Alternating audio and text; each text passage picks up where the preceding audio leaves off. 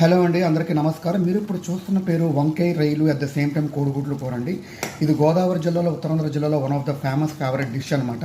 దీని గురించి ఏమయ్యేది, ఒక మంచి ఉల్లిపాయ, 2 మిరపకాయలు, అట్ ద సేమ్ టైం 2 టమాటీలు, కాసిన వంకాయలు, అలాగే కాస్త పావు కేజీ రొయ్యలతో పాటుగా మరి కాస్త జింజర్ గార్లిక్ పేస్ట్, ఉప్పు, కారం, ధనియాల పొడి, కొరియాండర్ పౌడర్, దీంతో పాటుగా మరి కాస్త గరం మసాలా పౌడర్ యాడ్ చేసుకోవాలి. ఎప్పుడైతే ఫస్ట్ గుర్తుపెట్టుకొని నూనె వేసుకున్న తర్వాత ఉల్లిపాయలు బాగా మగ్గాలి. ఉల్లిపాయలు మగ్గేటప్పుడు కాస్త చిటికెడు పసుపు, ఉప్పు వేస్తే బాగా మగ్గుతుంది.